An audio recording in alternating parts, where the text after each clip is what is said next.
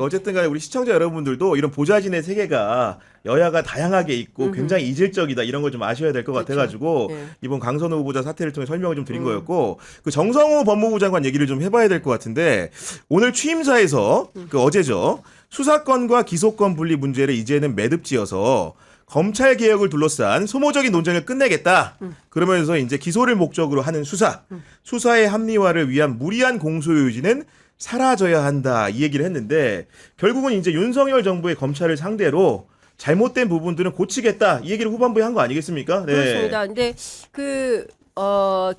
수사 기소 분리를 비롯해서 민주당이 추진하고 있는 추석 전에 검찰 개혁 이 노선에 법무부도 스탠스를 같이 하겠다라는 것을 분명히 하고 옛날에는 타청에 파견 나가서 그거 끝까지 물고 그렇죠. 늘어지면서 네. 이 사건이 다 해결될 때까지 버티고 있었는데 그러지 말고 다 원대 복귀하라. 원래 있던 자리로 돌아가. 그 사건에 매달리지 말고 이제 이런 취지로 설명을 한 거예요. 네. 그래서 이제 그동안에 있었던 공소유지 편의 이런 건 이제 없어지는 거죠. 그리고 또 하나 중요한 포인트는 저는 이제 검찰 개혁과 관련해서 이것뿐만 아니라 이제 이후에 제일 중요한 게 검찰의 수사권을 이른바 이제 보안 수사 형태로 남겨둘 거냐 말 거냐. 그렇죠. 이게 네. 되게 중요한데 지난번에 인사청문회 할 때 그 얘기를 했어요.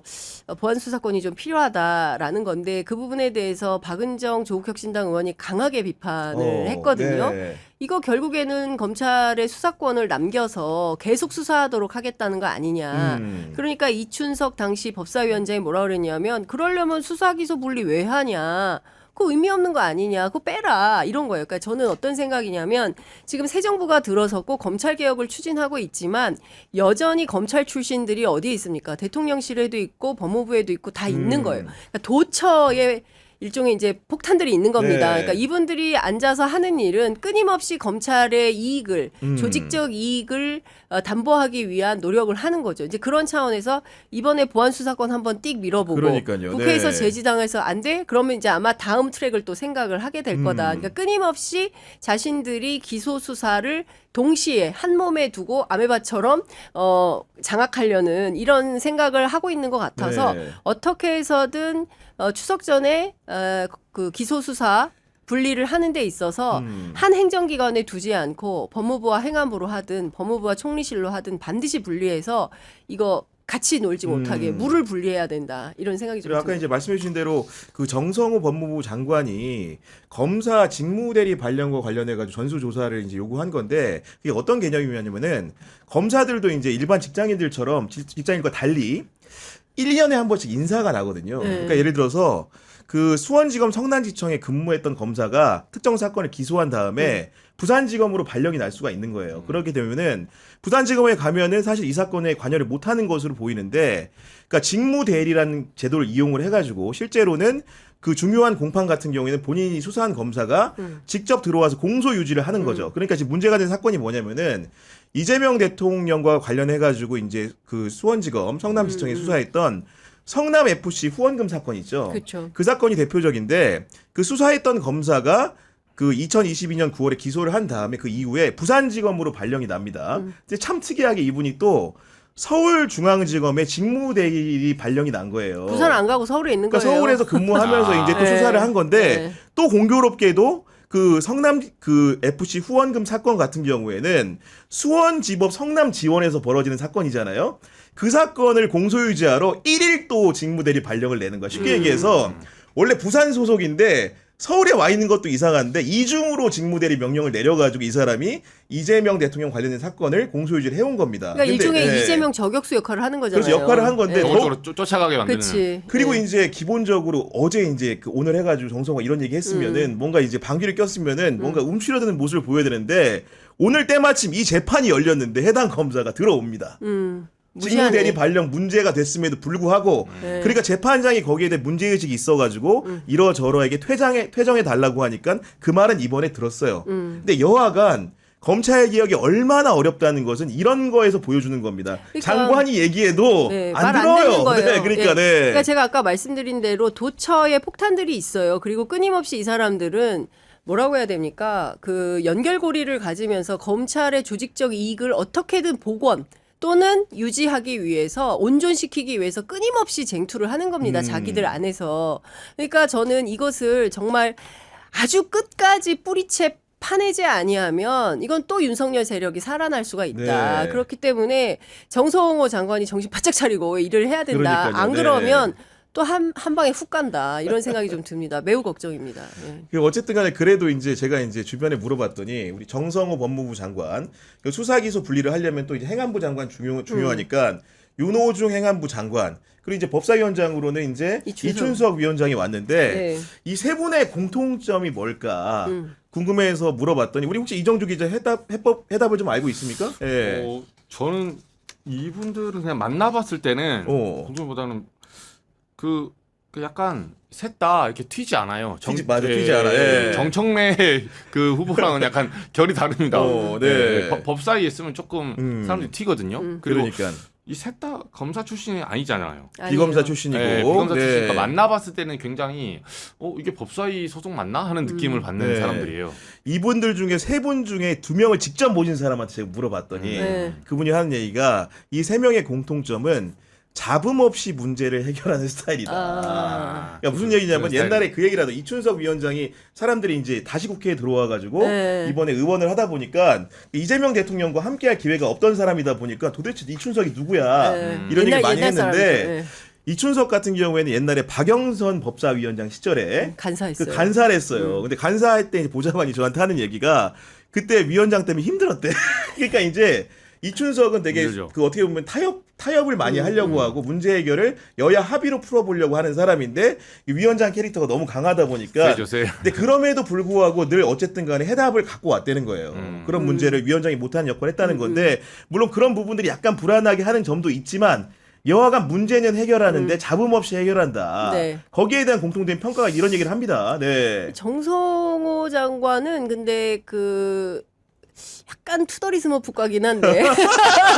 아니, 왜냐하면 제가 이분이 김한길 대표 시절에 네. 원내수석을 했었어요. 맞아요. 예, 예. 그래가지고 제가 박근혜 때 굉장히 거의 하루에 뭐 한 서너 번씩 통화하면서 집 식구보다 더 많이 정성호 의원하고 통화를 하면서 취재를 했던 기억이 박기춘 나는데. 원내대표 때, 예, 그죠? 예. 그렇죠. 예, 네. 굉장히 취재를 많이 했었는데 뭐 굉장히 중립적으로 보려고 해요. 맞아요. 그러니까 예. 민주당 안에의 여러 가지 이슈들에 대해서 그걸 뭐 사실을 사실대로 기자들에게 전달을 하면서 가감 없이 전달하기로 유명하고 네. 그리고 뭐 이런 문제에 대해서 이렇게 봐야 되는 거 아니냐라고 생각을 하는 굉장히 솔직한 캐릭터이고요. 그렇습니다. 네. 이춘석 의원도 굉장히 솔직하지만 이분은 조금 그 말을 삼가는 스타일이에요. 그래서 다 뱉지 않아요. 다 뱉지 않고 근데 뭐 내가 하여간 생각해가지고 그 연결을 해드릴게요라고 하면 약속은 지키는. 그러니까 해결한다는 거예요. 해결하는 그러니까, 네. 이런 캐릭터고 윤호중 의원도 윤호중 장관도 그런 분이에요. 그러니까 별로 말이 없어요. 별로 말이 없고 잘 확인을 안 해줘요. 그런데 나중에 이렇게 보면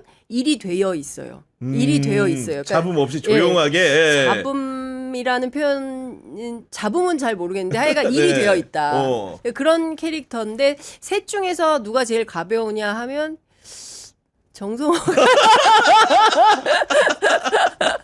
그 얘기는 또 가볍다는 얘기는 그만큼 기자들한테 굉장히 예, 말 많이 이렇게 해. 소통을 그러니까 많이 진짜 하는 사람이다. 프레스 프렌들리한 분이에요. 그건 정말 맞아요. 네, 예. 프레스 프렌들리하고 네. 뭐 밤이고 새벽이고 전화하면 받고. 다 받고 네. 다 설명해주고. 근데 이춘석 의원이나 윤호중 의원도 적극적으로 언론 활동하시는 분이고. 근데 저는 그래서 사실은 민주당 의원들은 취재하기가 쉽습니다. 예, 국민의힘처럼 전화 안 받고 누구요?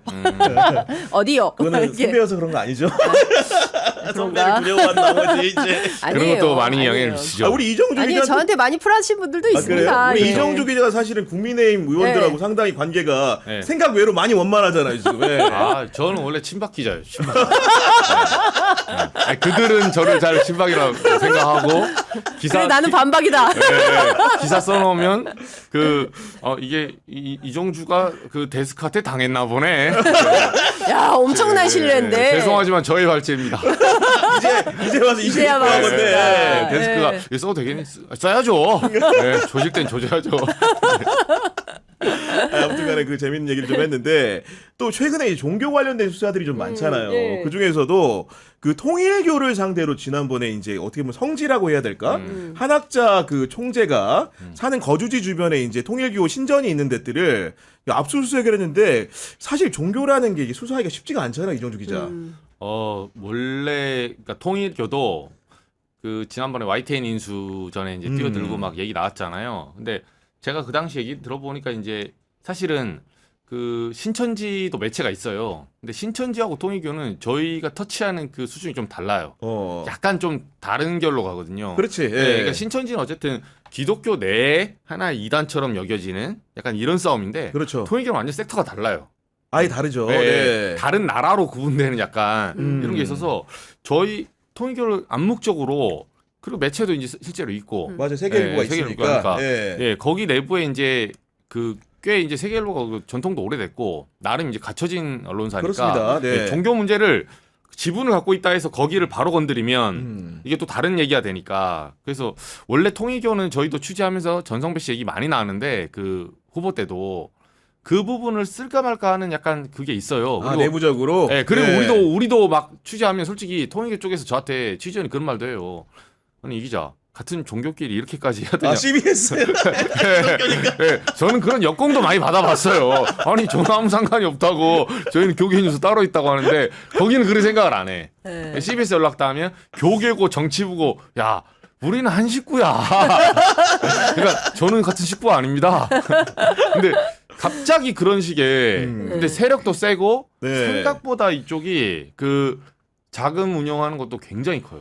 그렇죠. 야, 네. 엄청 덩어리가 큰 맞아요. 교단이죠. 네. 근데 제가 한 가지 참 안타까운 것은 그 압수수색하는 날, 특검이 압수수색하는 날 그 하얀 티셔츠에 우리 검정색 청년들. 하의를 입은 네. 청년들이 막 울면서 기도하는 모습을 보면서 종교가 저러면 안 된다. 이게 라는 생각이 좀 들었고 그래도 신천지보다는 깔끔하네라는 생각이 좀 들었던 게 신천지 그때 막 난리였잖아요. 막 네. 못 들어가게 이런데 뭐 이 특검이 뭐 들어가는데 그렇게 방해는 안 하고 자기들끼리 잔디밭에서 하던데 근데 다 떠나서 특정 종교와 공당이라고 할 수 있는 국민의힘이 이른바 전당대회를 하는데 의문의 지원 사격 같은 것들이 실제 했다는 것이고 그리고 의무로 해서 대통령 부인한테 뭐 목걸이며 뭐 가방이며 신발이며 뭐 이런저런 거 갖다 주면서 사실상 본인들의 민원을 청탁하고 로비의 대가로